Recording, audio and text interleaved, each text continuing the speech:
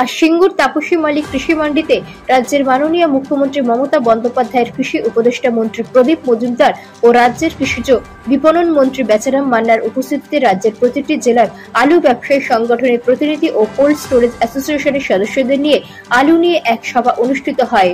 এই সভায় সিদ্ধান্ত হয় কোল্ড স্টোরেজ থেকে 25 টাকা কেজি দরে কলকাতা ও পার্শ্ববর্তী জেলায় রাজ্য সরকারের তত্ত্বাবধানে আলু বিক্রয় করা হবে। বাঁকুড়া ও মেদিনীপুর পুরুলিয়া জেলায় আলু 23 টাকা কেজি দরে স্টোর থেকে রাজ্য সরকারের তত্ত্বাবধানে আলু বিক্রয় করা হবে। রাজ্য সরকারের সার্বিক লক্ষ্য 30 টাকার মধ্যে আলুর দাম বেঁধে রাখা। আলোচনায় আলু ব্যবসায়ীদের বিভিন্ন অসুবিধা, বিশেষত বাইরের রাজ্যে আলু পাঠানোর অসুবিধা নিয়ে দীর্ঘ আলোচনা হয়। বৈঠকে মাঝারি আলু বীজ হিসাবে ব্যবহারে কিছু অসুবিধা আছে, তাও দীর্ঘ আলোচনা হয়। এই বৈঠকের সুবিধা ও অসুবিধা বিষয়ে গুরুত্বপূর্ণ সিদ্ধান্ত নেবেন রাজ্যের মুখ্যমন্ত্রী মমতা বন্দ্যোপাধ্যায়। যারা সংরক্ষণ করেন এবং আলু ব্যবসায়ী, আমাদের সকলের সঙ্গেই সুসম্পর্ক আছে। ওনারাও বোঝেন আমাদের দায়বদ্ধতা আছে। আমরা যেমন এই রাজ্যে মাননীয় মুখ্যমন্ত্রী কৃষকরা যখন আলুর ভালো দাম না পান, এইটি একমাত্র রাজ্য পশ্চিমবঙ্গ যেখানে ন্যূনতম সহায়ক মূল্য দিয়ে আলু কেনা। আবার যখন অভাবী বিক্রি হওয়ার মতন সম্ভাবনা থাকে, এইটাই একমাত্র রাজ্য যারা সহায়ক মূল্য ঘোষণা করেন, আলু কেনেন, এবং যখন দাম খুব বেড়ে যাওয়ার সম্ভাবনা থাকে তখন প্রয়োজনে আমরা আলু কিনে রাখি। আবার এরকমও হয়েছে যে উপভোক্তাদের স্বার্থ বজায় রাখতে গিয়ে আমাদের সাবসিডি দিয়ে আলু সুফল বাংলা স্টলের মাধ্যমে বিক্রি করা হয়, এখনো করা হচ্ছে। সেই জন্যে আমরা ভারতবর্ষের দ্বিতীয় স্থানে আছি আলু উৎপাদনে। প্রয়োজনের তুলনায় অনেক বেশি আমরা উৎপাদন করি। সেই রাজ্যের মানুষকে অহেতুক অনেক বেশি দাম দিয়ে যদি আলু কিনতে হয়, সেটা অত্যন্ত অন্যায়। এবং এই জন্যই মাননীয় মুখ্যমন্ত্রী আগে আবেদন করেছিলেন, তারপরেও অনেক আলু অন্য রাজ্যে চলে যাচ্ছিল।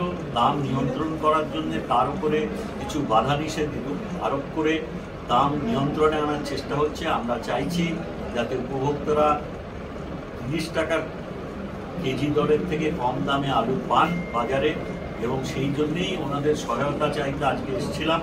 ওনাদের সঙ্গে কথা হলো। আমাদের কৃষি বিপণন মাননীয় কৃষি বিপণন মন্ত্রী বেচারাম মান্না মহাশয় ছিলেন এই আলোচনার ভেতরে উপস্থিত।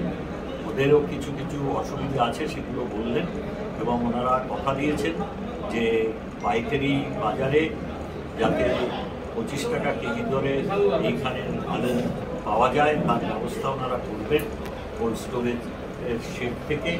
এবং সেই আলু আমরা বিভিন্ন কলকাতা পার্শ্ববর্তী বাজারে যাতে 30 টাকার কমে পাওয়া যায় বা 30 টাকার ঊর্ধ্বে যাতে দাম ওঠে, সেই ব্যাপারে আমরা আবার যারা রিটেল ব্যবসা করেন, তাদের খুচরো বিক্রি করেন, তাদের কাছে আশা করব তারা এখানের থেকে খরচ করে ওখানে সহায়ক মূল্যে বিক্রি করবেন।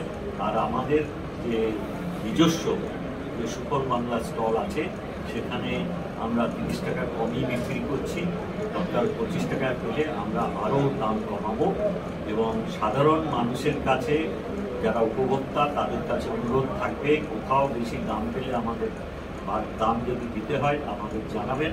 আমরা চেষ্টা করছি একদিকে যেমন কৃষকদের স্বার্থ দেখার জন্য মাননীয় মুখ্যমন্ত্রী এই আবহাওয়ার বিভিন্ন কারণে যে যখন আলু রোগগ্রস্ত হয় বা ব্যাহত হয় আলু চাষ, তার জন্য সম্পূর্ণ নিখরচায় বিমার ব্যবস্থা করেছেন। কৃষক বন্ধুর মাধ্যমে সহায়তা করেন, নগদ দিয়ে আলুর অভাবে বিক্রি হলে কিনে নেওয়ার ব্যবস্থা করেন সহায়ক মূল্যে। আবার খুব বেশি দাম যখন উঠে তখন এই রাজ্যেই একমাত্র আলু কিনে নিয়ে সরবরাহ করার ব্যবস্থা করেন, কিংবা সরকার নিয়ন্ত্রিত দামে সুফল বাংলার মাধ্যমে উপভোক্তাদের কাছে পৌঁছে দেন।